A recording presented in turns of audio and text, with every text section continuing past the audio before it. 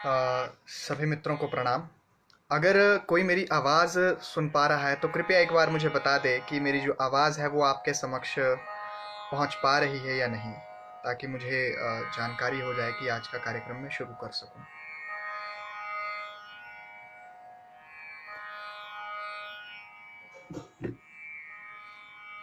कृपया एक बार कोई जो हमारे साथ कोई बंधु जुड़ा है तो एक बार कृपया जानकारी दे दें कि जो आवाज़ है उन तक पहुंच रही है या नहीं।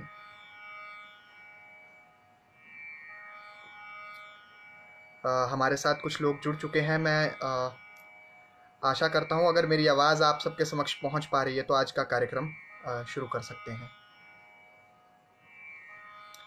जी, सभी का स्वागत है, अभिनंदन है आज के इस कार्यक्रम में।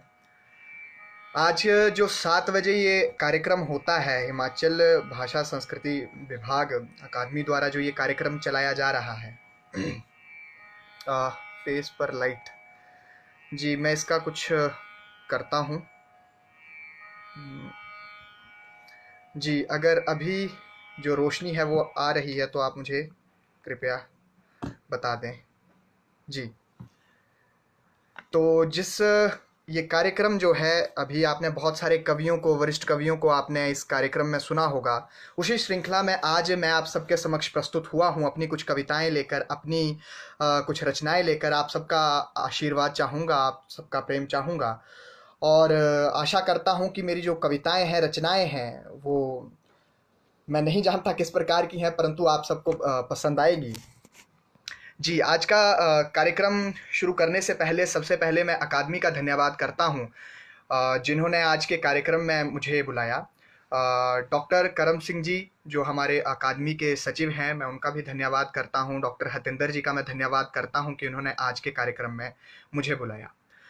तो आज के कार्यक्रम की शुरुआत सबसे पहले मैं माँ सरस्वती के चरणों में कुछ अपनी लिखी हुई पंक्तियाँ उनके लिए कहकर आज के कार्यक्रम की शुरुआत करता हूँ। कविता का शीर्षक है नमन हे वरदायिनी। छोटी सी कुछ पंक्तियाँ सुनाऊंगा मैं इस कविता की, कि हे माँ जगती हंस वाहिनी, हे माँ जगती हंस वाहिनी, माँ शारदा सरस्वती, वीणा वादिनी बुद्धिदात्री, नमन हे वरदायिनी। अंधकार से खींच जगत को ज्ञान की शरण दो, हूं खड़ा बालक अबोध, मुझे चरणों में स्थान दो। पुष्प जल अर्पित करें हे माँ सरस्वती, आशीष दो ज्ञान का हे माँ कादम्बरी। दो मुझे भंडार ज्ञान के, जो जो बंद चक्षु खोल दें, मुख से निकले बात जो कष्ट सबके छीन ले। शांत चित्त ज्ञान की सीमा के अभिलाषी, हे चंद्रिका है निवेदन ज्ञान की गंगोत्री। हे माँ जगती हंस वाहिनी, माँ शारदा सरस्वती, वीणा वादिनी बुद्धिदात्री, नमन हे वरदायिनी। ये कुछ पंक्तियां माँ सरस्वती के चरणों में मैंने आप सबके समक्ष प्रस्तुत की हैं। तो आज का कार्यक्रम हम शुरुआत कर सकते हैं। कुछ पंक्तियां आप सबके समक्ष प्रस्तुत करूंगा और चाहूंगा हमारे साथ वरिष्ठ लोग जुड़े हैं, वरिष्ठ कवि जुड़े हैं, तो मैं चाहूंगा उनका प्रेम, सहयोग, आशीर्वाद भी साथ में रहे, ताकि मैं क्या लिखता हूं मुझे थोड़ी जानकारी रहे। क्योंकि कहते हैं कि आप जैसा भी लिखते हैं उसको श्रोता ही बता सकते हैं कि आप किस प्रकार का लिखते हैं, क्योंकि मेरी रचना है, मुझे अच्छी ही लगेगी, मुझे ऐसा लगता है। तो आज का कार्यक्रम में आप सबकी आज्ञा से आपके समक्ष कुछ पंक्तियां प्रस्तुत करता हूं, जिस कविता का शीर्षक है संबत नया प्रारंभ करें। मैं आप सबके समक्ष ये कुछ पंक्तियां इस कविता की प्रस्तुत कर रहा हूं, कि एक संबत नया प्रारंभ करें, एक नया सवेरा सृजन करें। एक संबत नया प्रारंभ करें, एक नया सवेरा सृजन करें। उठकर नया इतिहास रचें हम, उठकर नया इतिहास रचें, चलो भारत का गुणगान करें, भारत का गुणगान करें। एक संबत नया प्रारंभ करें, भारत का गुणगान करें, एक संबत नया प्रारंभ करें। चलो कुछ युग भूलें ईश्वर को। स्वामी विवेकानंद ने कहा था कि हमें ईश्वर से पहले, जब तक भारत गुलामी की बेड़ियों में जकड़ा हुआ है, तब तक हमें ईश्वर को भूलना है।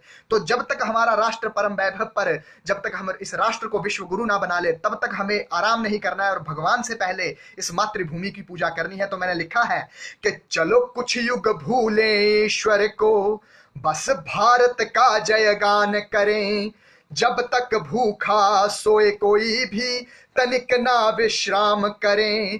काल चक्र में हुआ हो जो भी, काल चक्र में हुआ हो जो भी, भेदभाव अब त्याग करें। एक सूत्र के मोती हम सब पुनः उस जीवन को याद करें। विस्मृत हुए जो गौरवमयी पल, विस्मृत हुए जो गौरवमयी पल, फिर उनको अब याद करें। भारत का गुणगान करें, एक संवत नया प्रारंभ करें। भारत का गुणगान करें, एक नया सवेरा सृजन करें। राणा की तलवारें अमर हो। कहते हैं जो व्यक्ति अपना इतिहास भूल जाता है उसका वर्तमान और भविष्य दोनों मुश्किल में पड़ जाते हैं। तो हमें दोनों को साथ लेकर चलना है और हमें अपना इतिहास जो है वो कभी नहीं भूलना है। तो राणा की तलवारें अमर हो, राणा की तलवारें अमर हो, पुनः काली का आह्वान करें। खंडित हुए जो मां के अंग अंग, फिर से वो अखंड करें। स्वर्णिम युग फिर से दोहराएं, स्वर्णिम युग फिर से दोहराएं। मिलकर आओ हाथ बढ़ाएं, कब तक शांत रहोगे बैठे, आओ मिलकर जोर लगाएं। तूफानों से जो लाए कश्ती, तूफानों से जो लाए कश्ती, उन वीरों पर मान करें। भारत का गुणगान करें, एक संवत नया प्रारंभ करें। भारत का गुणगान करें, एक संवत नया प्रारंभ करें। और कब तक आश्रित हो बैठोगे गैरों के कंधों पर। तो हमें आत्मनिर्भर बनना है, तो उस पर मैंने कुछ पंक्तियां लिखी कि कब तक आश्रित हो बैठोगे गैरों के कंधों पर। विश्व विजयी तुम भारत हो, ये कहकर चीखे काबुल। पूछ रहे हैं जलते घर ये, पूछ रहे हैं जलते घर ये, कब तक लाशें नोचेंगे ये। शौर्य पराक्रम गंगा जल सा, पापों का कब नाश करें। बहुत मिली माफी गौरी को, बहुत मिली माफी गौरी को, कब तक यूं आघात सहे। भारत का जयगान करें, एक संवत नया प्रारंभ करें। एक संवत नया प्रारंभ करें, एक नया सवेरा सृजन करें। उठकर नया इतिहास रचें हम, उठकर नया इतिहास रचें। चलो भारत का गुणगान करें, भारत का गुणगान करें, एक संवत नया प्रारंभ करें। भारत का गुणगान करें, एक संवत नया प्रारंभ करें। आप सबका बहुत बहुत धन्यवाद। ये छोटी सी कुछ पंक्तियां थी जो मैंने आप सबके समक्ष प्रस्तुत की हैं। जो लोग हमारे साथ जुड़े हैं उन सबका बहुत बहुत धन्यवाद। प्रत्युष कुलेरी जी बहुत बहुत धन्यवाद, उत्तम जी धन्यवाद, चमन जी धन्यवाद। जी डॉक्टर साहब मैंने लाइट का कर दिया है जतन। अरुण जी धन्यवाद जी। आज सरोज परमार जी का लाइव था परंतु किसी कारण वो आ नहीं सके। और जैसा कि मैं विद्युत विभाग का भी एक बार धन्यवाद करूंगा, क्योंकि अभी 5 मिनट पहले यहाँ पर जहाँ पर मैं रह रहा हूँ वहाँ पर भी थोड़ी दिक्कत थी रोशनी की, क्योंकि लाइट जा चुकी थी। लेकिन भगवान की कृपा है और आप सबका आशीर्वाद है कि यहाँ पर लाइट वापस आ गई समय से, और आज का कार्यक्रम जो है आप सबके समक्ष ये चल रहा है। छोटी छोटी कविताएं हैं, अपनी शुरुआती कविताएं आप सबके सामने प्रस्तुत कर रहा हूँ। एक कविता है जिसका शीर्षक है वास्तविकता का परिचय। जो मैं कहना चाहता हूँ, अगर मेरी बात आप सबके पास पहुँचे, आप सब उस बात को सुन रहे हैं, तो कृपया अपने सुझाव और अपने जो भी आप बताना चाहें कृपया बताएं, क्योंकि जितना हमें जानने को मिलेगा उतना अच्छा हम लिख पाएंगे। जी, कविता का शीर्षक है वास्तविकता का परिचय। समाज में खोजूं, समाज में खोजूं, इंसान में खोजूं, यहां तक कि उल्फत में खोजूं, कहाँ है वास्तविकता? क्या मैं वास्तव में हूं? क्या मैं वास्तव में हूं? ये संसार वास्तव में है या सब मात्र एक स्वप्न है जो मैं नींद में देख रहा, या मेरी नींद भी वास्तव में नींद नहीं? क्या है वास्तविकता? वास्तविकता शून्य है, वास्तविकता शून्य है, अनंत है, या कोई केंद्र है जिसमें हमारा ध्यान है? गहरी खाई में या असीम ऊंचाई में, लोक में या परलोक में, आग में या पानी में, बारिश की बूंद या सुनामी में, भूत वर्तमान भविष्य में, वास्तविकता मैं हूं या वास्तविकता तू है? कहाँ है वास्तविकता? फूलों के खिलने से लेकर टूटते तारे तक, आसमान के गरजने से लेकर पृथ्वी के फट जाने तक, मेरी मौत या किसी के जीवन तक कैसी है वास्तविकता? कौन सी वस्तु वास्तव में यहाँ है?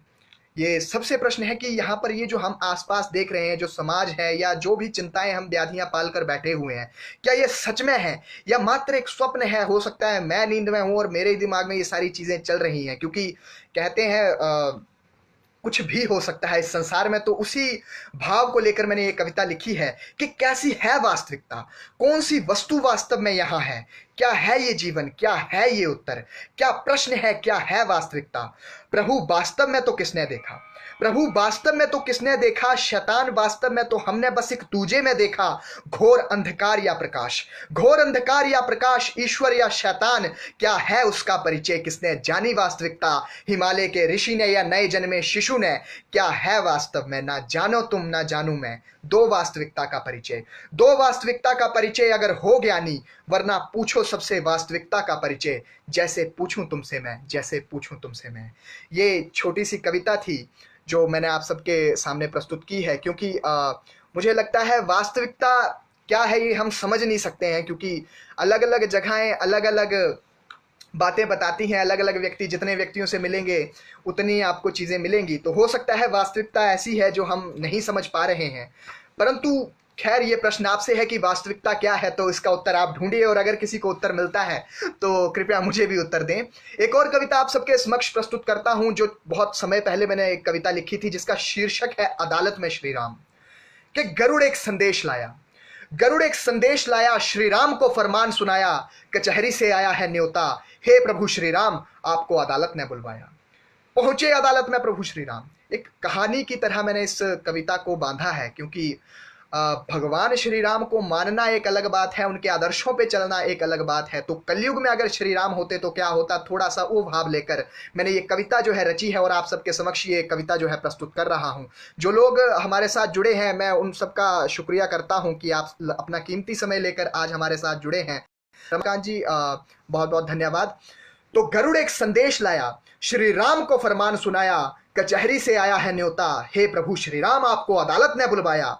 पहुंचे अदालत में श्री राम, पहुंचे अदालत में प्रभु श्री राम, कटघरे में उन्हें लाया गया, हाथों में डाल बेड़ियां, रावण के खून और सीता मां के वनवास देने का आरोप लगाया।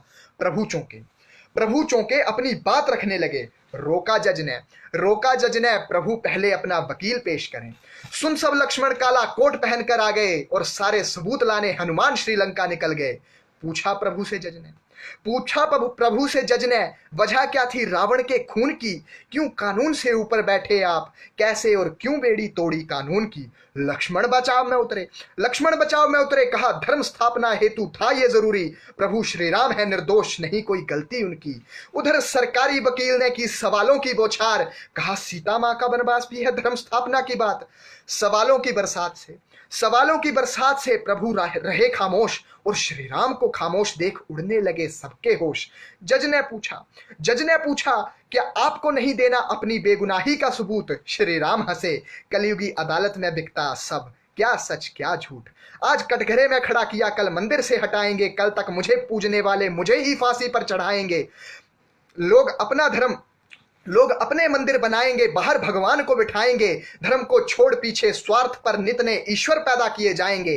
आप फैसला सुनाओ, गुनाह की सजा बताओ, या हो सके तो तारीख पर तारीख बढ़ाओ।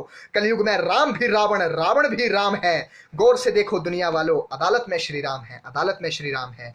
ये एक छोटी सी रचना थी, कहानी की तरह मैं आप सबके समक्ष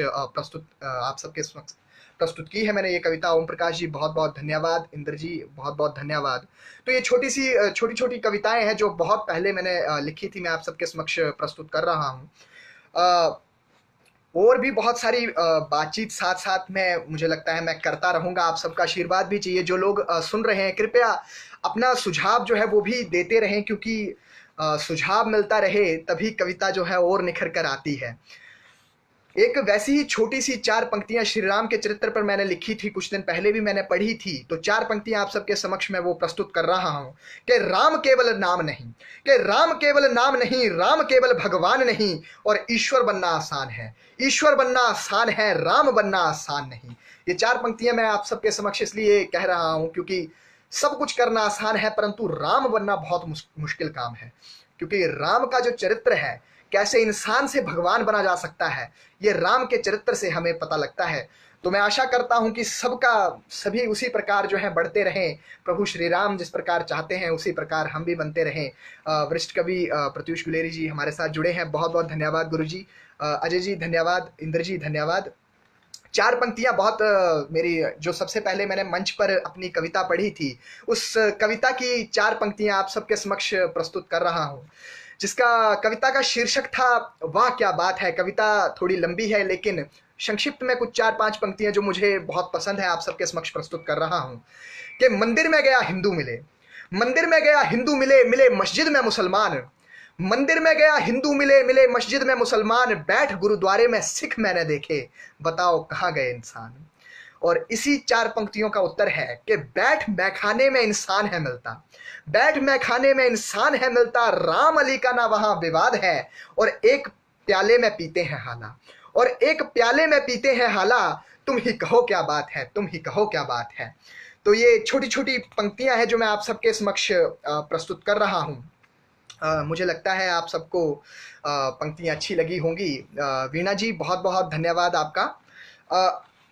जिस माध्यम से कोरोना के इस काल में आपने देखा होगा हर तरफ हर चीज़ें रुक गई हैं। खैर अब तो चीज़ें अपनी वापस उसी कगार में वापस उसी जगह आ रही हैं, लेकिन इस कोरोना के काल में बहुत सारी चीज़ों में परिवर्तन हुआ है। जैसे कि आप सभी जानते हैं, पहले जब हम मिलते थे तो कवि सम्मेलनों में मिलते थे, वहाँ पर एक एक दो दो रचनाएं सुनाते थे, लेकिन अब वो बदल चुका है। आज हम फेसबुक के माध्यम से जुड़े हैं और आपस में बातचीत कर रहे हैं। तो ट्विटर फेसबुक ने किस प्रकार जो चीज़ें हैं वो बदली हैं, क्योंकि बहुत बड़ा परिवर्तन ये कुछ सालों में ही हमें सामने देखने को मिला है। तो क्या परिवर्तन आया है, उस परिवर्तन को, उस चीज़ को, फेसबुक और ट्विटर को मैंने अपनी लेखनी से कुछ शब्दों में पिरोया है, तो मैं आप सबके समक्ष प्रस्तुत कर रहा हूं। कि कविता का शीर्षक है नया मैदान। कि ट्विटर फेसबुक जंग का मैदान है, ट्विटर फेसबुक जंग का मैदान है। जहां देखो वहीं कोई गोरी तो कहीं पृथ्वीराज है। हाथ में सबके तलवार है, सेना की भी भरमार है। अनोखा युद्ध है जिसमें सब बीमार है। दुश्मनों में जंग तो कहीं मोहब्बत का प्रसंग है, दुश्मनों में जंग तो कहीं मोहब्बत का प्रसंग है। एक ही थाली में सब सब्जी का आनंद है। विदुर चाणक्य धृतराष्ट्र का भी संग है। ज्ञान अधूरा सही पर यह भी क्या किसी से कम है। और सुबह सुबह कहीं डिजिटल बारिश की बौछार है। मैं कहता हूँ हमारे युवाओं में एक हम आपस में हंसते हैं कि जब हम वरिष्ठ लोग यानी कि हमारे रिश्तेदार बड़े लोग जुड़ते हैं तो वो सुबह उनका गुड मॉर्निंग का मैसेज बारिश की बूंदों के साथ वो आना जो है वो निश्चित है। कभी कभी हम इरिटेट होते हैं, कभी कभी जवाब नहीं देते हैं, लेकिन हमें देखना चाहिए कि आज सोशल मीडिया के दौर में भी जो हमारे बड़े हैं वो हमें किस प्रकार याद कर रहे हैं और किस प्रकार उन्होंने आपस में हम सब लोगों को जोड़ा हुआ है। तो मैं वही लिख रहा हूं कि सुबह सुबह कहीं डिजिटल बारिश की बौछार है तो कहीं टूट रहा तीर कमान है। यादें भी हैं कहीं यही किसी फोल्डर में, पर याद क्या करना था बस वही याद ना है। हजारों दोस्त लाखों दुश्मन है, हजारों दोस्त लाखों दुश्मन है। इस दुनिया का सीधा भगवान से कनेक्शन है। कोई फकीर तो किसी के पास धन है, अनूठा संगम यहाँ हर कोई मलंग है। पर अब अगली बात जो है मैं चाहूंगा आप सब ध्यान दें कि पर सोशल मीडिया में रहकर अब कोई सोशल नहीं। खासकर मेरे युवा मित्र जो हम सब जुड़े हैं, हम सभी जानते हैं कि हम एक दूसरे से भी बात बहुत कम करते हैं और बिना काम के हम एक दूसरे को मैसेज नहीं करते हैं। तो पर सोशल मीडिया में रहकर अब कोई सोशल नहीं। पहले ट्याले च बेही सारियां गप्पां होंदियां हियां, साढ़े बजुर्ग जेडे जुड़े हो स जानते हैं कि कियां ट्याले पर पूरा परिवार बहंदा है तो एक बजुर्ग बैठे होना ते नी चार गल्लां सुनानियां, चार गल्लां सुननियां। इसीलिए आज भी वरिष्ठ कवियों की आप कविताएं सुने तो आपको महसूस होगा कि उसमें जो जड़ों से जुड़ी हुई जो चीजें हैं, जो हम सोचते हैं कि यार ये क्या सोच के लिखा हुआ है, तो वो ट्याले च बेही जेहड़ियां गप्पां होंदियां हियां ना, सही गप्पां दा जेहड़ा सारा से कविता के रूप च हां सामने हुंदा है, तिस तइयां से कविता सुनने होए बड़ियां छैड़ लगदियां। कि पर सोशल मीडिया में रहकर अब कोई सोशल नहीं, बस मैं ही ठीक बाकी कोई सही नहीं। गाड़ी तो ठीक है, सोशल मीडिया गाड़ी बहुत अच्छी है कि गाड़ी तो ठीक है, पर चला सब अंधे रहे। भीरू कोई नहीं सब बलवान यहाँ, नए नए करतब दिखाते सब कलाकार यहाँ। साथ वाले से भले ना परिचय हो, साथ वाले से भले ना परिचय हो। मैं, ये बहुत बड़ी विडंबना है कि हम हमने हमारे पड़ोसी को नहीं जानते, लेकिन अमेरिका में बैठा हुआ मार्क जुकरबर्ग हमारा पड़ोसी बना हुआ है। कि साथ वाले से भले ना परिचय हो, दूर गगन में बसाने चले घर बार हैं, रोज नया हो रहा कांड है, फेसबुक ट्विटर तुम धन्य हो, तुम्हारी उंगली पर नाच रहा इंसान है, तुम्हारी उंगली पर नाच रहा ब्रह्मांड है। तो ये छोटी सी कविता थी जो आज हम सबको देखने को मिल रहा है। जिस प्रकार की चीजें हो रही हैं, जिस प्रकार का परिवर्तन आज यहाँ हुआ है, वो सारी बातों को कुछ पंक्तियों में मैंने पिरोने की कोशिश की है और आप सबके सामने मैंने प्रस्तुत किया है। हिंदी में मैंने कुछ कविताएं, कुछ रचनाएं आपको सुनाई हैं। साथ में मैं चाहता हूं कि पहाड़ी में भी मैं कुछ रचनाएं सुनाऊं, क्योंकि मैं हमेशा कहता हूं कि पहाड़ी मेरी माँ है कने हिंदी मेरी नानी है। बस गल ये है कि मेरी हिंदी जी नानी है तिहने मिंजो बड़ा भारी प्रेम है, पर इसका मतलब ये नहीं कि मम्मी ने मैं नाराज है। तो थोड़ी जी जी मेरी मातृभाषा यानी कि पहाड़ी है, तिह च भी मैं थोड़ी जी जी कविताएं सुनाता है। ता शुरू करता है मैं दो ही लाइनें थे, मैं दो ही लाइनें सुनानी नहीं सा कविता ही है, क्योंकि ये मैं लिखी हुई थी पहाड़ी दिवस तई है। परंतु क्या गलाना मैं कि पहाड़ी दिवस च कभी गलाने का मौका ही नहीं मिलता, तो मैं तो इसा कविता दी दो पंक्तियां जड़ियां सुनाता रहता है कि इस महीने पहाड़िया की भी याद आई है। कविता का शीर्षक है पहाड़िया की याद। कि इस महीने पहाड़िया की भी याद आई है, माँ मेरी हिंदिया का जन्म मनाई बैठे हूं मेरी याद भी आई है। कने अजकल सह चतरू भी अंग्रेजी बोला दे, कने अजकल सह चतरू भी अंग्रेजी बोला दे, जेड़े नींबूए जो लिंबू बोलते थे, कने सह ज्ञान दे बाखा दा जेड़े हिंदी च पहाड़िया दे अखर पांदे थे। चला खरी गल है इनो जो भी कोई पाखा आई है। कने माँ मेरी हिंदिया का जन्मदिन मनाई बैठे, इस महीने पहाड़िया की भी याद आई है। कने अम्मा मैं नहीं टेंशन लैंदी, पहाड़ी हिंदी उगला दी है, यानी कि मम्मी नानी उगला दी है कि अम्मा मैं तो नहीं टेंशन लैंदी, मिंजो मकाने वाले तो आपू मुकी है। कने बड़े बशर्म पहाड़ी मुंडू इनो अंग्रेजी सिखाने वाले अपू अंग्रेजी भुली गए। कने इन्हां दे मुंहे हली भी तेरी बिट्टी छाई है। कने माँ मेरी हिंदिया का जन्मदिन मनाई बैठे, इस महीने पहाड़िया की भी याद आई है, इस महीने पहाड़िया की भी याद आई है। कने ये पहाड़ियां तो स्पैशली मैं गल लिखी क्योंकि ये बहुत है इस गल्ला पर गर्व होना चाहिए कि हाँ भले ही कुछ भी हो, आधुनिकता दे कने इस जी दौड़ भाग लगी है इस अपना जो कल्चर है, अपनी जी पहाड़ी है तिसू कई ना कई हाँ पकड़ी छड्या। खैर इस बड़िया के जोड़े हाँ बड़े ने तिना बहुत ज़्यादा प्रयत्न किए, अपनी अपने अपने स्तर पर कोशिशें की ने। तिना दे ही कारण है कि अज जी हाँ पहाड़ी या पहाड़ी कल्चर जो हाँ बचे हुआ दिखते हैं, शायद इसी कारण बचे हुआ है। तो मैं लिखा कि पहाड़ी पहाड़िया बगैर नहीं चलते, पहाड़ी पहाड़िया बगैर नहीं चलते, पता नहीं ओंदा नहीं नो कुछ की बसरम आपू ही नहीं सिखते। कने तू अम्मा मेरी, कने तू अम्मा मेरी कजो चिंता पाई है, मरना दे गलाने आले हो इना जो हर पासे सुझदी बुराई है। कने मिंजो नहीं भूलदे पहाड़ी कसम मेरी ना ही खाई है। कने माँ मेरी हिंदिया का जन्म मनाई बैठे, माँ मेरी हिंदिया का जन्म मनाई बैठे, इस महीने पहाड़िया की भी याद आई है, इस महीने पहाड़िया की भी याद आई है। छोटी सी कविता थी, मैं आप सबके जो समक्ष मैंने प्रस्तुत की है। सभी का बहुत बहुत धन्यवाद जो हमारे साथ जुड़े हुए हैं।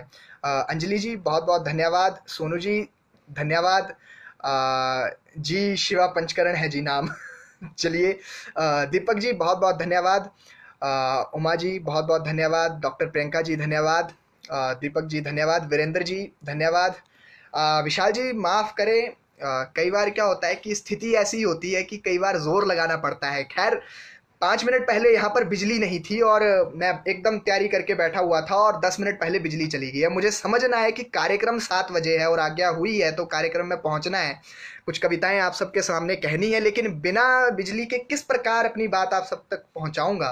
तो मुझे लगता है वो 5 मिनट वाला प्रेशर जो था वो अभी मेरे शब्दों में झलक रहा है।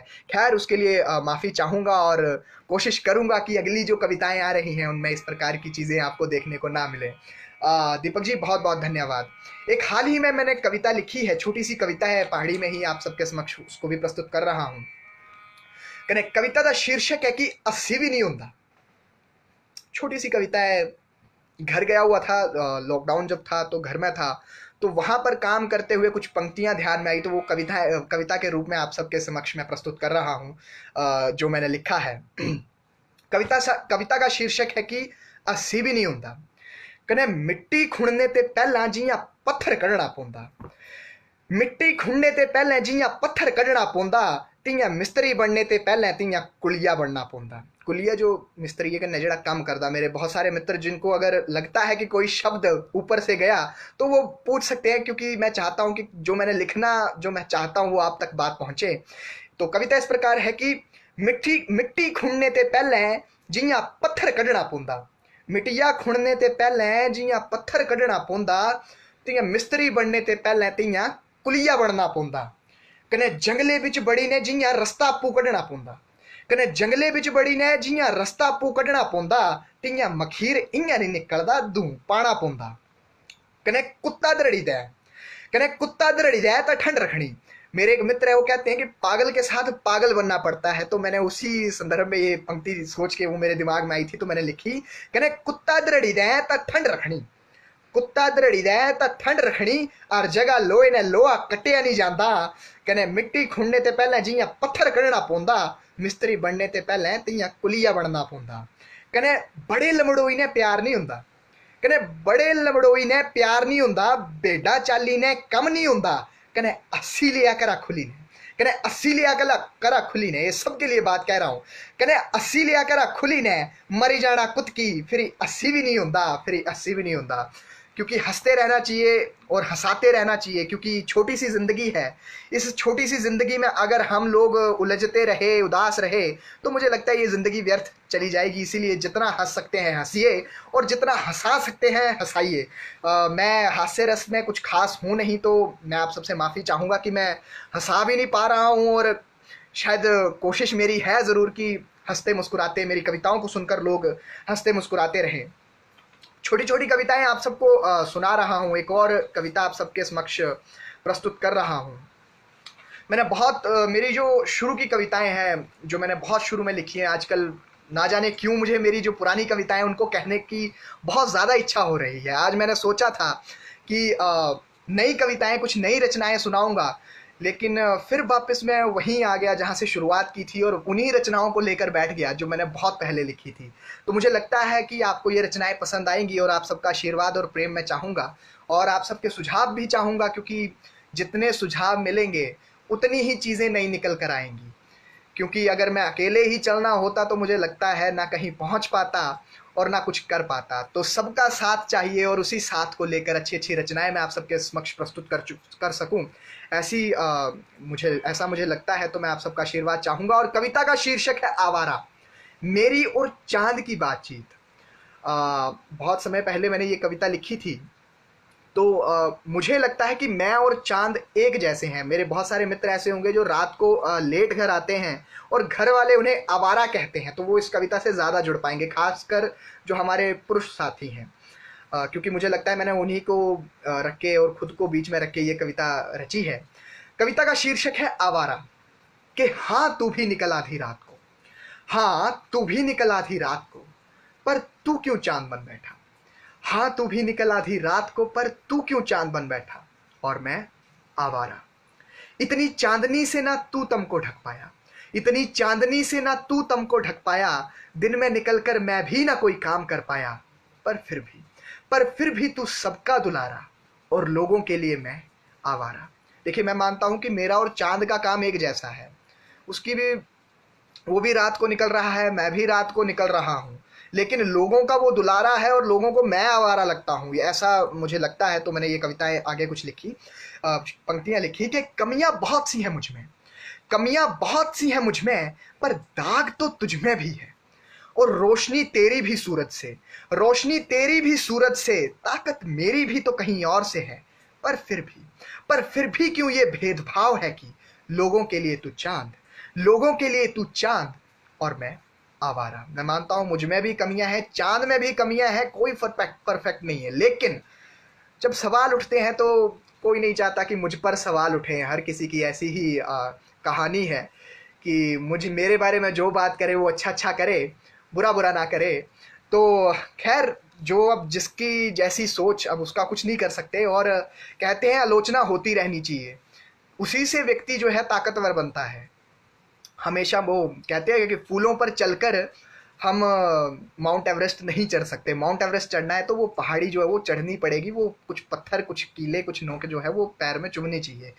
जो हमारे साथ वीरेंद्र जी, बहुत बहुत धन्यवाद प्रियंका जी बहुत बहुत धन्यवाद। कुछ पंक्तियां इस आखिरी इस कविता की कि पर एक बात है ए चांद, मैं चांद से कह रहा हूं कि पर एक बात है ए चांद मेरी मासूमियत को, पर एक बात है ए चांद मेरी मासूमियत को, मेरी असलियत को तूने देखा है। पर ना जाने क्यों ये जमाना उलझा है मेरी नाकामियों में, ना जाने क्या खुशी मिल रही, ना जाने क्या खुशी मिल रही मेरी बदनामी में।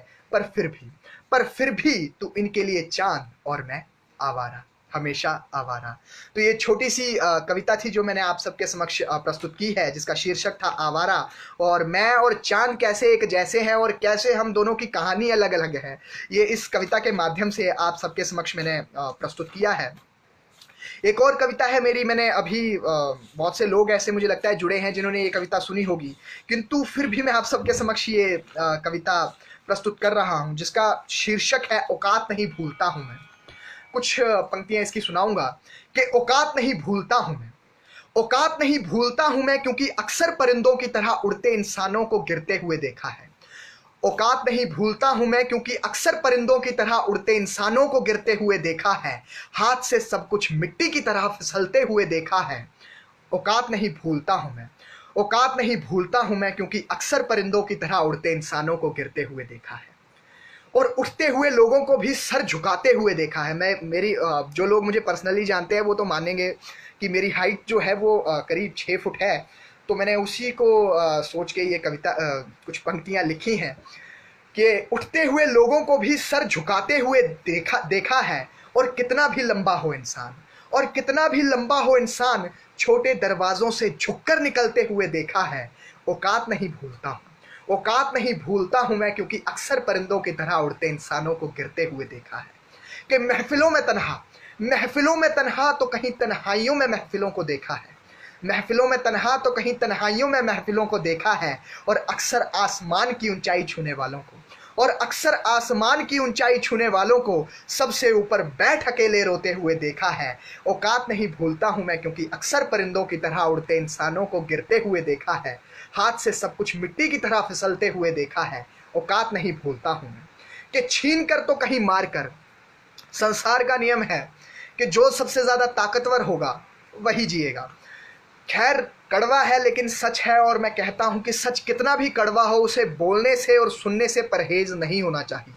इसीलिए हमें कोशिश करनी चाहिए कि हम शक्तिशाली भी बने, क्योंकि हर जगह प्यार से काम नहीं चलता। तो छीन कर तो कहीं मार कर, छीन कर तो कहीं मार कर ताकत के नशे में धुत होते हुए देखा है। और कितनी ही ताकत आ जाए हाथ में, और कितनी ही ताकत आ जाए हाथ में, ताकतवर का भी शिकार होते हुए देखा है। औकात नहीं भूलता हूं मैं, क्योंकि अक्सर परिंदों की तरह उड़ते इंसानों को गिरते हुए देखा है, हाथ से सब कुछ मिट्टी की तरह फिसलते हुए देखा है। औकात नहीं भूलता हूं मैं, क्योंकि अक्सर परिंदों की तरह उड़ते इंसानों को गिरते हुए देखा है। आखिरी कुछ पंक्तियां हैं, क्या दे कोई शेर ता दूजा बब्बर शेर, सही भावे है पंक्तियां सुना है। कुछ आखिरी पंक्तियां रही हैं कि कमजोर को डराते हुए ताकतवर को हंसते हुए देखा है, कि कमजोर को डराते हुए ताकतवर को हंसते हुए देखा है। आग को बुझते हुए भी देखा है, आग को बुझते हुए भी देखा है, तो कहीं चिंगारी को आग लगाते हुए भी देखा है। औकात नहीं भूलता हूं, औकात नहीं भूलता हूं मैं, क्योंकि अक्सर परिंदों की तरह उड़ते इंसानों को गिरते हुए देखा है, हाथ से सब कुछ मिट्टी की तरह फिसलते हुए देखा है। औकात नहीं भूलता हूं मैं, क्योंकि अक्सर परिंदों की तरह उड़ते इंसानों को गिरते हुए देखा है। ये कुछ पंक्तियां थी जो मैंने आप सबके समक्ष प्रस्तुत की। जो लोग हमारे साथ जुड़े हैं मैं उनका बहुत बहुत धन्यवाद करता हूँ। वीरेंद्र जी बहुत बहुत धन्यवाद, वरुण जी बहुत बहुत धन्यवाद, सविता जी धन्यवाद, ममता जी बहुत बहुत धन्यवाद। एक और कविता आप सबके समक्ष प्रस्तुत कर रहा हूं जिसमें कवि उलझन में है। इस कविता को मैं अक्सर पढ़ता हूं क्योंकि मुझे मेरे दिल के करीब है, आप कह सकते हैं ये कविता। क्योंकि अक्सर ऐसा होता है कि हम लिखते लिखते उलझन में पड़ जाते हैं कि हमें लिखना है तो लिखना क्या है। शायद मुझे लगता है ये बातें सभी के साथ होती होंगी। तो मैंने ये कविता एक लिखी है जिसका शीर्षक है कैसे लिख दूं। कि कैसे लिख दूं, कैसे लिख दूं हर बुराई को चंद शब्दों में, कुछ एक पन्नों में, थोड़े से लम्हों में। बांधूंगा कैसे, बांधूंगा कैसे, कैसे सिमटेगी इतनी बुराई चंद किताबों में। कैसे लिख दूं, कैसे लिख दूं हर बुराई को चंद शब्दों में, कुछ एक पन्नों में, थोड़े से लम्हों में। कलम की नोक थक जाएगी, कलम की नोक थक जाएगी, स्याही की बूंदें कम पड़ जाएंगी, पन्ने मिट जाएंगे, हथेली दुख जाएगी, पर जो खत्म ना होगी, पर जो खत्म ना होगी वो ये बुराई, जो धरती के गर्भ में आसमान की ऊंचाई पर एक कण में पूरे ब्रह्मांड में असीमित है, जिसे आंकना मेरे बस में नहीं। कैसे लिखूं, कैसे लिख दूं हर बुराई को, उस बुराई को चंद शब्दों में, कुछ एक पन्नों में, थोड़े से लम्हों में। दूर की सोच के लिखूंगा, दूर की सोच के लिखूंगा तो पास की बुराई छूट जाएगी, जमाने पर लिखूंगा तो शारीरिक बुराई बुरा मान जाएगी। और पर्वत को कलम, पर्वत को कलम, समुद्र को स्याही, विशाल आकाश गंगा को एक किताब मान लूं मैं, तब भी ब्रह्मांड की असीमित दूरी, अनदेखी बुराई को लिखना मेरे बस में नहीं। कैसे लिख दूं, कैसे लिख दूं हर बुराई को चंद शब्दों में, कुछ एक पन्नों में, थोड़े से लम्हों में। पर लिखूंगा जरूर। कहते हैं हर दुविधा का कभी ना कभी अंत होता है, और इस कविता में मेरी दुविधा का जब अंत होता है तो मैं क्या लिखता हूं कि पर लिखूंगा जरूर, क्योंकि ये धर्म है। जरूरी नहीं हर एक को जगा पाऊं, पर अंधकार में मैं दीपक बुझूंगा नहीं। कर्म करूंगा फल की चिंता किए बिना, गिरकर संभलूंगा किसी का हाथ थामे बिना। बुराई ज्यादा है तो पर डूबते को तिनका बनूंगा मैं। स्याही कम है तो रक्त से लिखूंगा मैं। हाँ लिखूंगा, कोशिश करूंगा हर बुराई को चंद शब्दों में, चंद पन्नों में, थोड़े से लम्हों में समेटने की बांधूंगा जरूर, सिमटेगी जरूर, चाहे 1000 किताबों में। हाँ लिखूंगा, कोशिश करूंगा जरूर। हाँ लिखूंगा, कोशिश करूंगा जरूर। ये कविता है, मेरे दिल के बहुत करीब है, क्योंकि ऐसी दुविधा मुझे लगता है सबके साथ होती है, और मैं अकेला नहीं हूँ जिसे लिखते लिखते ये चिंता सताती है कि क्या होगा जब दिमाग में कुछ नहीं आएगा। खैर, कहते हैं वो सरस्वती माँ की कृपा है कि जब तक वो चाहेंगी तब तक लिखेंगे, जब वो नहीं चाहेंगी तो हो सकता है कि हम कुछ ना लिख पाए। खैर, आप सबका आशीर्वाद बना रहे, और इसी प्रकार जो लोग हमारे साथ जुड़े हैं, गंगाराम राजी जी बहुत बहुत धन्यवाद, कवि राम भक्त नेगी जी बहुत बहुत धन्यवाद, मदन लाल जी धन्यवाद, वरुण जी धन्यवाद जी। जो लोग हमारे साथ जुड़े हैं मैं उनका तहे दिल से धन्यवाद करता हूं कि अपना कीमती समय निकाल कर वो सुन रहे हैं। मुझे एक बात इससे याद आई कि एक चुटकुला मैंने कभी पढ़ा था कि एक चोर जो है वो चोरी करने जाता है किसी के घर में, और वहाँ पर जो घर का मालिक है वो उस चोर को पकड़ लेता है।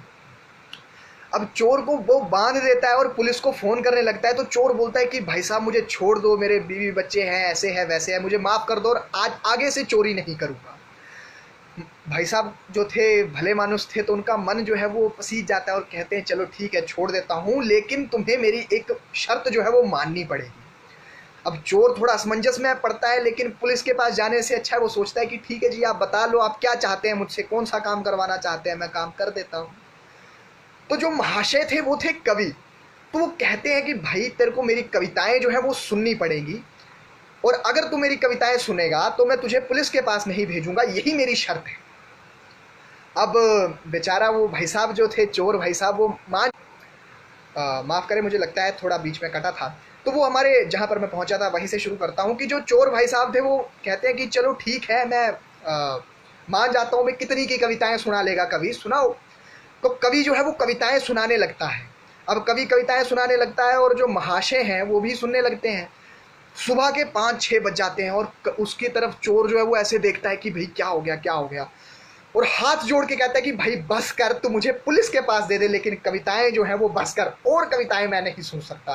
तो कहते हैं कि कवि की कविताएं कभी कभी बोझ भी बन जाती हैं। तो अगर कहीं ऐसा महसूस हो तो आप लोग मुझे भी बता सकते हैं, क्योंकि मैं आपको चोर की भांति बांध के नहीं रखना चाहता। लेकिन जो लोग हमारे साथ जुड़े हैं मैं उनका बहुत बहुत धन्यवाद कर रहा हूँ। वरुण जी बहुत बहुत धन्यवाद, वीरेंद्र जी कोशिश तो करते ही रहना चाहिए जी, वीरेंद्र जी बहुत बहुत धन्यवाद। एक पहाड़ी में गीत आप सबके समक्ष प्रस्तुत कर रहा हूँ, जिसका गीत का शीर्षक है कि हुण मेले जो चलिए। अभी लॉकडाउन में खासकर मैंने ये गीत लिखा क्योंकि कई मेले हम लोगों ने देखने थे लेकिन हमें देखने को नहीं मिले, तो उसी को सोचते हुए मैंने ये गीत लिखा है कि छिंजा दी पई गई हक वो हुण मेले जो चलिए, छिंजा दी पई गई हक वो हुण मेले जो चलिए, सगरांदी दा खाई ले आ भक्त वो हुण मेले जो चलिए, सगरांदी दा खाई ले आ भक्त वो हुण मेले जो चलिए, जुड़िया बसूंटा दिया कर ले सफाइयां, झुड़ियां बसूंटा दिया कर ले सफाइयां, पानी जो चलियां सब जनानियां, पानी जो चलियां सब जनानियां, अज फट्टे देने चक वो हुण मेले जो चलिए, छिंजां दी पई गई हक वो हुण मेले जो चलिए, खीसें भरी लै चोड़ू पकोड़ू, खीसें भरी लै चोड़ू पकोड़ू, मंदरे बिच है नचया धूड़ू, मंदरे बिच है नचया धूड़ू, खोड़ा खेली ने भरी देने गत वो हुण मेले जो चलिए, छिंजां दी पई गई हक वो हुण मेले जो चलिए, कुर्ते पजामे कने सधेर तू डोरा, सिरे पर रख तू चादर भूरा, अज ढोले दी होई गई ढमक वो चल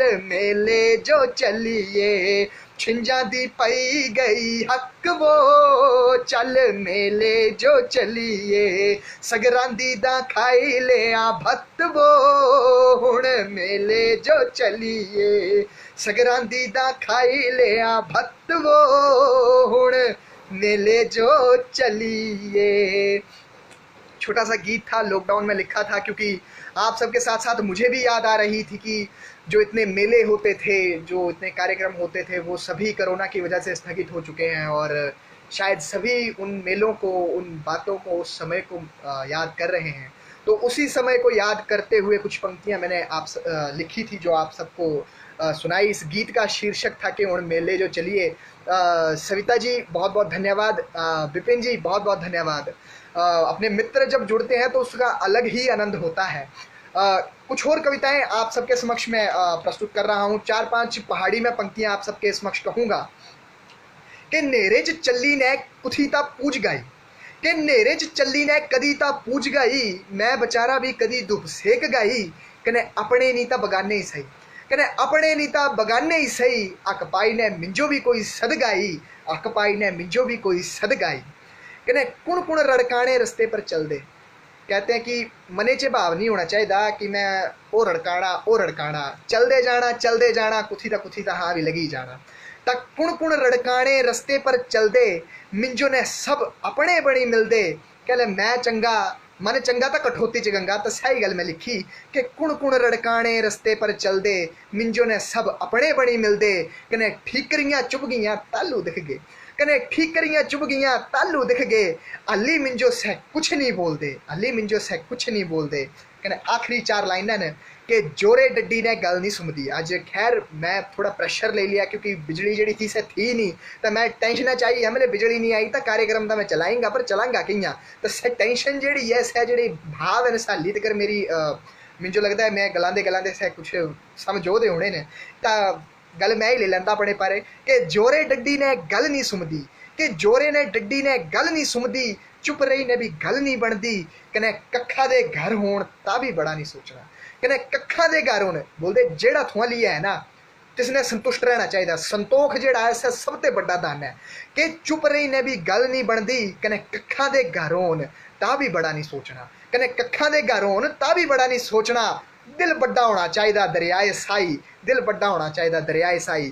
तो छोटी जी कुछ पहाड़ी पंक्तियां ही जी मैं थोड़े समक्ष प्रस्तुत की, लेकिन मिंजो लगता थोड़े पक्का अच्छा लगियां होनियां ने, ऐसी यही आशा करी ने मैं ये पंक्तियां जड़ियां लिखियां ने, क्योंकि लिखने वाला जो भी बंदा होंदा तिसदा तो सृजन होंदा तो तिस जो तो अच्छा ही लगना, लेकिन जेडे सुनने वाले ने सही दसी सकते कि हाँ कदे लिखा देन कने कितना लिया ये प्रयास करना चाहिए। खैर प्रयास तो कभी खत्म नहीं होंगे, जितना मर्जी लिखते रहा, मैं भी तिंगे लगे है थोड़ा थोड़ा करीने होड़ा होड़ा करीने कुछ ना कुछ मैं भी पूछ गई। मदन लाल जी बहुत बहुत धन्यवाद, डॉक्टर करम जी बहुत बहुत धन्यवाद, वरुण जी धन्यवाद, आनंद जी धन्यवाद, नीरज चौहान जी धन्यवाद। जेडे लोग साढ़े कन्ने जुड़े होने मैं तिन्हां दा बड़ा बड़ा धन्यवाद करता है कि तिन्हें अपना कीमती समय जोड़ा कड्डी ने से हाँ कन्ने जुड़े होने। एक छोटी सी कविता थों सामने इंडियरी प्रस्तुत करा दा है जी। कविता का शीर्षक है ये कविता मेरी नहीं। कहते हैं कि कोई किताब छपेगी, ये मैं कविताएं सुना रहा हूँ आपके सामने या कुछ भी होगा कहीं भी, तो मैं कहूँगा ये कविता मेरी है, मैंने लिखी है, इसीलिए आप सबके सामने प्रस्तुत कर रहा हूँ। लेकिन मैं कहता हूँ इस कविता के माध्यम से कि कविताएं भले हमने लिखी हैं, लेकिन उन पर ना अधिकार हमारा है, ना वो हमने लिखी हैं। लिखवाने वाला कोई और है, पढ़ने वाला कोई और है। तो ये कविताओं पे हमारा हक तो है ही नहीं। हम ये कह सकते हैं कि ये 6-7 बंदे अकाउंट खोल लिया करें, तिश्च थोड़ा देर मेरा भी जेड़ा ऐसा से हो गया है, मतलब बड्डी होती दे रहे बड्डा यग लग गया तिश्च होती दे रहे तो छोटी दे होती मैं भी दी थी।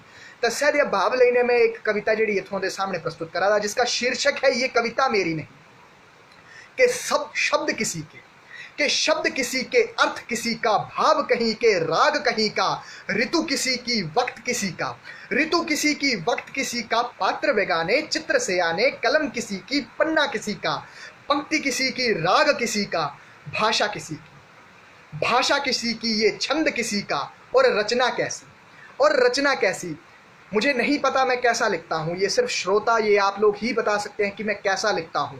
तो वही प्रश्न आपसे है कि रचना कैसी ये जाने श्रोता, विचार पर आया जाने कौन सुनाया, हाथ चला माँ शारदे की कृपा, मैं जरिया तेरा भेजा हरिया, तू अपने सब काम कराए, सच पूछो तो मेरा है क्या। मैं हमेशा कहता हूँ कि हम यहाँ पर अपना किरदार निभाने आए हैं और उसको निभाकर निकल जाएंगे। तो यहाँ पर जो भी चीज़ें हैं वो हमारी नहीं है, सब बेगाना है। तो जो मिल गया उसमें भी खुश, नहीं मिला तब भी खुश। तो कुल मिला के खुश रहना चाहिए, ताकि हमें, चलिए बाकियों को तो मैं चाहूँगा सबको स्वर्ग मिले, लेकिन गलती से मैं कहीं कई बार गड़बड़ हो जाती है तो कहीं नर्क में ना पहुँचूँ, तो वहाँ पर भी जाऊँ तो 4 लोग मेरी शक्ल देखकर खुश हो लें। तो इस प्रकार का हमें अपना जो अपना वातावरण और अपने आप को इस प्रकार बनाना चाहिए कि सकारात्मकता जो है हमेशा कहते हैं वो मखीरे सा ही चुड़ा देती है। सकारात्मकता जरिए मखीरे सा ही चुड़ती रहनी चाहिए कि सच पूछो तो मेरा है क्या, मैं फकीरा, दुख दर्द प्रेम उल्लास दुनिया से ले उधार, मेरे नाम की सजी दुकान, मुझे ना हो बस उसका अभिमान, सारा दिख रहा उधार यही, सारा दिख रहा उधार यही, मेरा कोई योगदान नहीं, गाथा जरूर मैंने कही, पर ये कविता मेरी नहीं, पर ये कविता मेरी नहीं, मेरा किसी वस्तु पर कोई अधिकार नहीं, मेरा किसी वस्तु पर कोई अधिकार नहीं। ये एक छोटी सी कविता थी जिसके माध्यम से मैं आप सबके समक्ष अपनी भावनाएं जो है वो बताना चाहता हूँ कि भले ही कोई कुछ भी कह ले, लेकिन जो रचनाएं हम सुनाते हैं, जो रचनाएं हम करते हैं, जो रचना हम करते हैं, उस पर केवल हमारा अधिकार नहीं, अपितु उस पर संसार का अधिकार है। और लिखकर संसार में मिल जाएगी, हम भले ही मिट्टी में मिल जाएं, लेकिन ये कविताएं, ये कुछ पंक्तियां जो हैं वो हमेशा यहाँ पर रहेंगी। एक कविता आप सबके समक्ष प्रस्तुत कर रहा हूँ जिसका शीर्षक है बंटवारा। 2 लोगों के बीच बंटवारा हो रहा है, एक माता के 2 पुत्र हैं, उन दोनों के बीच में बंटवारा हो रहा है। उसी को ध्यान में रखते मैंने ये कविता लिखी है, आप स्वयं समझिए। खैर मैंने इस पर बताया है कि 2 पुत्र वो कौन हैं, तो इस कविता के माध्यम से बाकी इस पर ज़्यादा स्पॉयलर्स ना देते हुए आप सबके समक्ष ये कविता मैं प्रस्तुत कर रहा हूँ जिसका शीर्षक है बंटवारा। कि हम भी घर पर हैं, हम भी घर पर हैं, तुम भी घर पर रहो, हम दीवारों के पीछे, तुम तारों के पीछे रहो। कि हम भी घर पर हैं, कि हम भी घर पर हैं, तुम भी घर पर रहो, हम दीवारों के पीछे, तुम तारों के पीछे रहो, हम शहर में तुम जंगल में, हम शहर में तुम जंगल में, तुम यहाँ मत आना हम वहाँ नहीं जाएंगे, ऐसा फरमान आ जाए, ऐसा फरमान आ जाए, शायद तब प्रकृति का जानवर और मनुष्य के बीच बराबर बंटवारा हो जाए। जी मैं चाहता हूँ कि प्रकृति का बंटवारा होना चाहिए, अदालत लगनी चाहिए और उसमें मनुष्य और प्रकृति, मनुष्य और जानवरों के बीच बंटवारा कर देना चाहिए, क्योंकि अगर सत्ता मनुष्यों के हाथों में रही तो वो दिन दूर नहीं। आज तक करोना ही करें बैठे आले नहायो चिड़िया घरे वाली जी फीलिंग ऐसे दे दी है करोना है, पर सर दिन दूर नहीं कि हाँ सच्ची चिड़िया घरे है पिंजरे से कैद हो जाना है। कि शायद तब प्रकृति का जानवर और मनुष्य के बीच बराबर बंटवारा हो जाए। एक तरफ कब्जा कब तक, एक तरफ कब्जा कब तक, कोई नहीं जो अदालत में इसके लिए आवाज़ उठाए। माँ बाप की दौलत का अक्सर बंटवारा होता है, माँ बाप की दौलत का अक्सर बंटवारा होता आया, तो प्रकृति क्यों बच्चों में भेद करेगी। एक तो लोभी है, हम लोभी हैं, इंसान लोभी है, और मुझे ये बोलने को ज़रा भी शर्म नहीं आती, क्योंकि मैं इंसान हूँ, मुझ में गलतियाँ होंगी, मैं गलतियाँ भी करूँगा, गलत भी करूँगा। मैं हमेशा कहता हूँ कि शरीफ सही है जिसको मौका नहीं मिल रहा, शरीफ वही जिसको मौका नहीं। तो मैं हमेशा कहता हूँ इस बात को पचाने में हमें हिचकिचाना नहीं चाहिए, ये बात पचा लेनी चाहिए और ये माननी चाहिए। तो मैंने वही लिखा कि कोई नहीं जो अदालत में इसके लिए आवाज़ उठाए। माँ बाप की दौलत का अक्सर बंटवारा होता आया, तो प्रकृति क्यों बच्चों में भेद करेगी। एक तो लोभी है हम तो लोभी हैं, लेकिन दूसरे के साथ सौतेला क्यों बर्ताव करेगी। फैक्ट्री हम रख लेते, जानवर पेड़ रख लेंगे, हम रख लेते पृथ्वी का खजाना सारा, छोटे भाई को नदी पहाड़ दे देंगे। कुंठा है पाली हमने पर मन में, कुंठा है पाली हमने पर मन में, सब कुछ मुझे ही है लेना। ये प्रत्येक इंसान का, पूरी इंसानियत की ये सबसे बड़ी दिक्कत है कि सब कुछ मुझे ही चाहिए। मतलब गल सही है ना, मैं सारे अंबानी थोड़ा ना बनाए देने। हाँ, तो कुछ सारे जड़ी है, सारे की अपनी अपनी जगह है, अपना अपना स्थान है। वो पर इंसान की फितरत है कि वो चाहता है कि सब कुछ उसे मिल जाए। कि कुंठा है पाली हमने पर मन में, सब कुछ मुझे ही लेना है, छोटे तू सेवा कर माँ की। उन जानवरों के लिए, खैर जानवर उनको नहीं, उनको इंसान, हमें खुद को जानवर कहना चाहिए कि छोटे तू सेवा कर माँ की, मुझे है अभी महल बनाना, मुझे है अभी महल बनाना, सब कुछ मुझे ही है लेना, सब कुछ मुझे ही है लेना। छोटी सी कविता थी, मैंने आज से पहले ही कभी कहीं पढ़ी नहीं है। कुछ मैं सोचा कुछ नई कविताएं, कुछ नई पंक्तियां भी आप सबके समक्ष प्रस्तुत करूं, क्योंकि बहुत से ऐसे लोग जुड़े थे जिन्होंने, मुझे लगता है कि मेरी बाकी कविताएं हैं जो वो सुनी होंगी। और एक दो, मुझे लगता है समय का भी मुझे ध्यान रखना है, हमारे पास थोड़ा सा ही समय है, क्योंकि कहते हैं कभी समय का ध्यान नहीं रखते हैं। ये मुझे भी महसूस होती है कि हम लोग जितने भी, खैर हम तो कवियों की श्रेणी में आते नहीं हैं, लेकिन जो लोग आते हैं हम समय का ध्यान नहीं रखते हैं। तो हमें समय का पालन करना चाहिए, क्योंकि कवि कहते हैं समाज का आईना है। तो हम चाहते हैं कि जब अपना किरदार लोग आईने में देखें तो उन्हें अच्छा महसूस हो, कहीं ऐसा ना हो कि वो दुखी हो हमें देखकर। कुछ और रचनाएं आप सबके समक्ष प्रस्तुत कर रहा हूँ। एक कविता है जिसका शीर्षक है बात अपनी समझा पाता हूँ। जब लिखना शुरू किया था तब ये कविता लिखी थी, क्योंकि मेरे मन में तभी ये प्रश्न उठ गया था कि जो मैं लिखता हूँ वो बात अपनी जो है वो आप सब तक पहुँचा पा रहा हूँ या नहीं। तो जिन तक मेरी बात पहुँची है, जो लोग यहाँ पर जुड़े हैं, कृपया बताएं कि जो मैं कहना चाहता हूँ, जो मेरे अंदर के भाव हैं, वो आप सबके समक्ष मैं रख पाया हूँ या नहीं। डॉक्टर प्रियंका जी बहुत बहुत धन्यवाद। कृष्ण मोहन पांडे जी धन्यवाद। रविंद्र कुमार शर्मा जी धन्यवाद। तो कविता का शीर्षक है बात अपनी समझा पाता हूँ। कि थोड़ी दुविधा में हूँ मैं क्या लिखता हूँ, थोड़ी दुविधा में हूँ मैं क्या लिखता हूँ, अच्छा लिखता या बुरा लिखता, क्या बात अपनी समझा पाता हूँ। कि थोड़ी दुविधा में हूँ मैं क्या लिखता हूँ, अच्छा लिखता या बुरा लिखता, क्या बात अपनी समझा पाता हूँ। शब्दों से मैं समस्या बतलाना चाहता हूँ, शब्दों से मैं समस्या हूँ बतलाना चाहता, समस्या का निदान भी शब्दों से दिखलाना चाहता, पर गहरी खाई की तरह सोच में डूबा, पर गहरी खाई की तरह सोच में डूबा, क्या सबको बात समझा पाता हूँ, क्या सबको बात समझा पाता हूँ। अगर मेरी बात जो मैंने कहा है आप तक, जो मैं कहना चाहता हूँ, अगर आप सब के समक्ष मैं वो रख पाया हूँ, तो कृपया अपने सुझाव जो है वो देते रहें कि क्या सबको बात समझा पाता हूँ। हंसी मजाक गुस्से से कभी किसी चीज को माध्यम रखकर आम आदमी की समस्या का चित्रण हूं करता, पर आज खुद से ही सवाल हूं करता, क्या सबको बात समझा पाता हूं, क्या सबको बात समझा पाता हूं। मेरे अक्षर मेरे शब्द सब सरल हैं, वजह ये नहीं कि मैं कठिनाई डाल ना सकता, वजह यह कि लिखने की फायदा ही क्या, वजह यह कि लिखने का फायदा ही क्या, जब बात हर मानुष समझ ना पाता, फकीर होकर विचार मैं कर रहा, फकीर होकर विचार मैं कर रहा, मैं क्या लिखता हूँ, मैं क्या लिखता हूँ, क्या बात अपनी समझा पाता हूँ, क्या बात अपनी समझा पाता हूँ। अगर जो चीज़ें मैंने कहना चाहता हूँ, अगर आप सबके समक्ष मैं वो चीज़ें रख पाया हूँ, अगर मैं अपनी बात आप तक पहुँचा पाया हूँ, तो कृपया आप सभी अपना अपना कीमती सुझाव जो है वो यहाँ दें, ताकि और अच्छे से निखार कर मैं और अच्छी कविताएं, रविंद्र जी धन्यवाद, और अच्छी कविताएं आप सबके समक्ष प्रस्तुत कर सकूं, और मुझे दोबारा मौका मिले तो मैं इस प्रकार की रचनाएं और आप सबके समक्ष प्रस्तुत कर सकूं। कार्यक्रम अंत की ओर है, क्योंकि जो समय की सीमा है उसने मुझे बांध के रखा है। खैर समय की सीमा जो है, उस अनुशासन में कभी कभी अनुशासनहीनता में करता हूँ, लेकिन अकादमी का कार्यक्रम है और बहुत सारे वरिष्ठ लोग भी जुड़े हैं, और इसके बाद मुझे लगता है और भी कार्यक्रम चलेंगे, तो मैं नहीं चाहता कि वो अनुशासनहीनता जो है वो बुरा प्रभाव डाले। इसीलिए जैसे ही समय होने वाला है तो कुछ पंक्तियां सुनाकर अब जो अपनी बात है उसे मैं समाप्त करना चाहूँगा। एक बार फिर से मैं अकादमी के सचिव डॉक्टर करम सिंह जी का हृदय से धन्यवाद करता हूं कि उन्होंने आज के कार्यक्रम में मुझे बुलाया, और डॉक्टर हितेंद्र जी का भी मैं धन्यवाद करता हूं जो पर्दे के पीछे रहकर ये सारे कार्यक्रम की रूपरेखा तैयार करते हैं और ये सारे कार्यक्रम देखते हैं।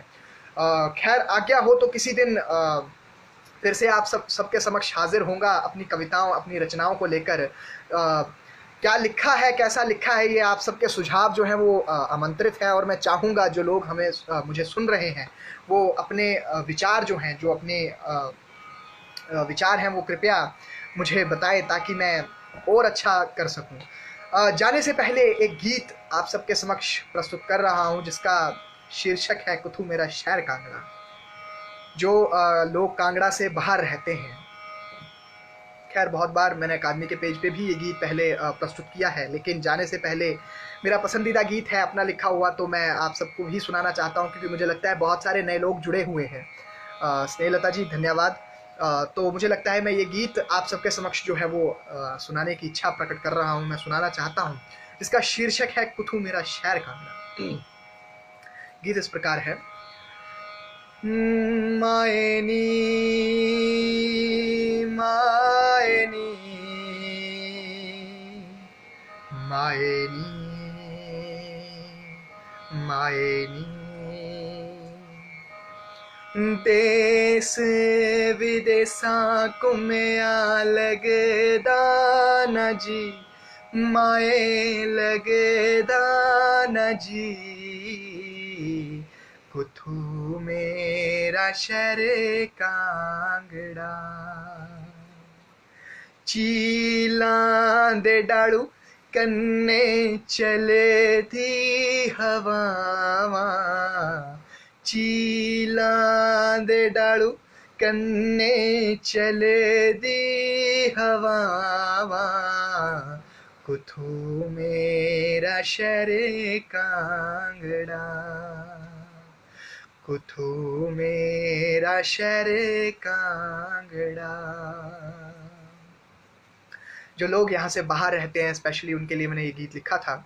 इसी गीत का अंतरा है कि अपने देशां दा वो लग है नजारा, पानी है चले दा देखो चेया पहाड़ा, पानी है चले दा देखो चेया पहाड़ा, मायनी मायनी मायनी मायनी मायनी मायनी मायनी मायनी। छोटा सा गीत था जो मैंने आप सबके समक्ष प्रस्तुत करा है। अभिषेक जी बहुत बहुत धन्यवाद। आज के कार्यक्रम में मुझे लगता है कि कार्यक्रम समाप्ति की ओर है क्योंकि समय जो है वो हाथों से निकला जा रहा है और एक समय ही है जिसकी हमें चिंता करनी है, बाकी सब आएगा जाएगा और किसी और जन्म लेकर हम कहीं और फिर से एक बार ऐसे मिलेंगे। जो लोग हमारे साथ जुड़े हुए थे उन सबका एक बार मैं फिर से हृदय से पुनः धन्यवाद करता हूं कि उन्होंने अपना कीमती समय आज के इस कार्यक्रम के लिए निकाला और मैं उनके साथ रूबरू हो पाया, बातचीत कर पाया। उन सबका मैं एक बार फिर से बहुत बहुत धन्यवाद करता हूं। अकादमी के सचिव डॉक्टर करम सिंह जी का भी मैं धन्यवाद करता हूं, डॉक्टर हितेंद्र जी का भी धन्यवाद करता हूं जिन्होंने आज के कार्यक्रम के लिए मुझे बुलाया। बहुत बहुत धन्यवाद आप सबका। तो इसी प्रकार मैं चाहूँगा आगे भी आज्ञा हो तो मैं इस प्रकार कार्यक्रम में आप सबके सामने आ सकूँ, आप सबके साथ रूबरू हो सकूँ। तो जल्द ही मिलते हैं। मुझे लगता है कि आपको कार्यक्रम में मज़ा आया होगा, तो एक बार आपका फिर से हृदय से धन्यवाद और जल्द ही फिर मिलते हैं किसी और कार्यक्रम में इसी प्रकार। और आज्ञा हुई तो फिर इसी पेज पर और कवियों की श्रृंखला में कल परसों आप और कवियों को सुनेंगे, तो इस पेज को लाइक भी कीजिए, शेयर भी कीजिए और जो अच्छा लगता है उस पर कमेंट भी कीजिए क्योंकि आप बताएंगे तभी लोग सीख पाएंगे। जो दिल में है वो बता देना चाहिए। तो सबका बहुत बहुत धन्यवाद आज के कार्यक्रम में जुड़ने के लिए। जय हिमाचल, जय माँ भारती, जय श्री राम, नमस्कार, शुभ रात्रि।